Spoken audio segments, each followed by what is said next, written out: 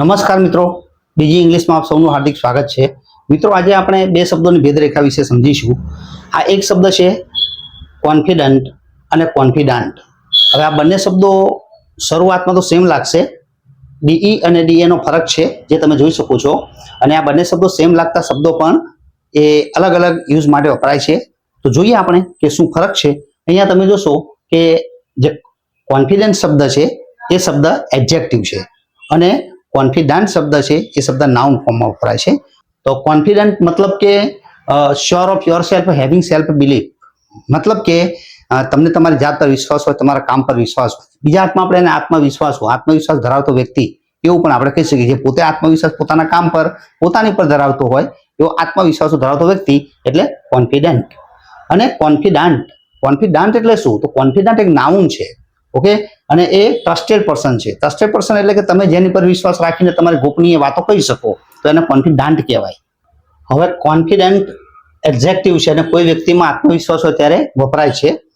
અહીંયા એની sentence pattern તમને આપેલી છે કે અહીંયા C is confident about her presentation, he looks confident before the interview, I feel confident that we will succeed. બીજો શબ્દ છે કોન્ફિડન્ટ. હવે કોન્ફિડન્ટ એ નાઉન છે, એવી વ્યક્તિ કે જેને તમે તમારી રહસ્યમય અંગત વાતો કરી શકો. અને એના પણ એક્ઝામ્પલ આપેલા છે. My sister is my closest confident, everyone needs a trusted confident, he became Har confident during difficult times. તો અહીંયા તમે જુઓ છો કે કોન્ફિડન્ટ અને કોન્ફિડન્ટ આ જે શબ્દો છે અહીંયા એ એક નાઉન છે, એક વ્યક્તિ તરીકે વપરાયા છે.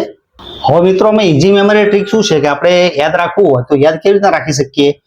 તો કોન્ફિડન્ટ અને કોન્ફિડન્સ આ બંને શબ્દ સેમ છે અને સેલ્ફ બિલીફ એનો અર્થ થાય એટલે કે તમારો આત્મવિશ્વાસ. તમને અલગ અલગ વસ્તુઓમાં આત્મવિશ્વાસ હોય તો તમે કોન્ફિડન્ટ અને કોન્ફિડન્સનો યુઝ કરી શકો. અને કોન્ફિડન્ટ ટ્રસ્ટેડ પર્સન છે. અહીંયા ધ્યાન આપશો કે આ એક વ્યક્તિ છે, નાઉન ફોર્મમાં વપરાય છે જેને તમે તમારી ચૂકી વાતો કહી શકો. અને ક્વિક કમ્પેરિઝનની અંદર તમે જોશો મિત્રો તો સી ઇઝ કોન્ફિડન્ટ તે આત્મવિશ્વાસુ છે અને સી ઇઝ માય કોન્ફિડન્ટ તે મારી વિશ્વાસુ વ્યક્તિ છે. સિંગલ સેન્ટેન્સ આપણે આનો યુઝ કરીએ તો અહીંયા છે a confident person still needs a confidant to share person feelings.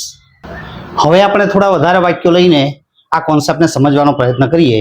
અહીંયા તમે જોશો કે સેન્ટેન્સ પણ આપેલું છે અને ગુજરાતી પણ આપેલું છે, જેથી કરીને આપણને ખ્યાલ આવે કે આ ડિફરન્સ આ બંને શબ્દોની વચ્ચે શું છે અને આપણે જ્યારે વાપરીએ, યુઝ કરીએ ત્યારે શું ધ્યાન રાખવાનું છે.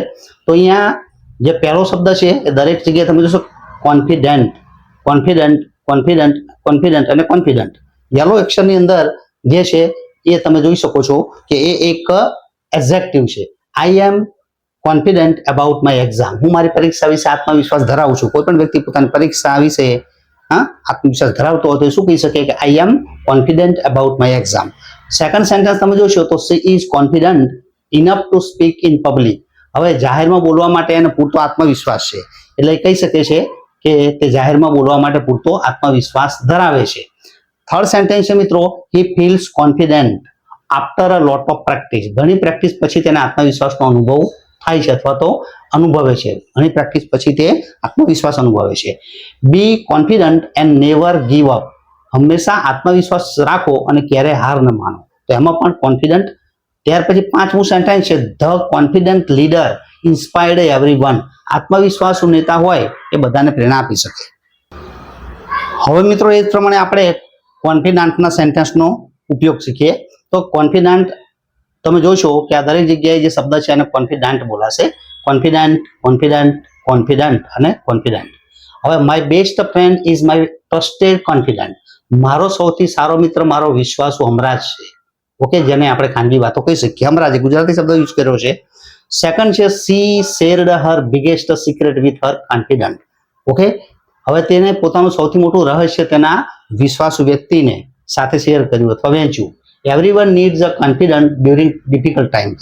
અઘરી જીવનમાં પરિસ્થિતિઓ આવે ત્યારે કોઈ પણ કોન્ફિડન્ટની આપણે જરૂર પડે કે જેને આપણે આપણી રહસ્યમય વાતો કહી શકીએ. અને ફોર્થ નંબર છે a true confident listens without judging you. સાચો તમારી પર વિશ્વાસ રાખનાર વ્યક્તિ હોય, તમારો સાચો જો કોન્ફિડન્ટ હોય તો એ તમારી વાતોને જજ કર્યા વગર તમને સાંભળી શકે છે. 5 છે he has been my confident for many years. તે ઘણા વર્ષોથી મારો વિશ્વાસ હમણાં જ રહ્યો છે. નરેન્દ્ર મોદી છે તો એનો પણ એક કોન્ફિડન્ટ હોઈ શકે કે જે નરેન્દ્ર મોદી એને એમની ખાનગી વાતો કહી શકતા હોય, તો આપણે એને જોઈને કહી શકીએ કે he is confident of Narendra Modi, he is confident of Narendra Modi. Confident એક નાઉન છે, trusted person with home you share your secret, અને વિશ્વાસુ વ્યક્તિ હમણાં જ અંગત મિત્ર. તો મિત્રો આ હતા બે શબ્દો વચ્ચેની ભેદરેખા, એક છે કોન્ફિડન્ટ અને એક હતો કોન્ફિડન્ટ. તો આ બંને શબ્દો વચ્ચેની ભેદરેખાનો તમને ખ્યાલ આવી ગયો હશે. ઓકે, તો મિત્રો આવી રીલ અને વિડીયો જોવા માટે મારી ચેનલ ડીજી ઇંગ્લિશને આજે સબસ્ક્રાઇબ કરી લેજો. વિડીયો ગમે તો લાઈક શેર અવશ્ય કરજો. મળીએ આવા બીજો કોઈ વિડીયોની અંદર. આવજો, બાય.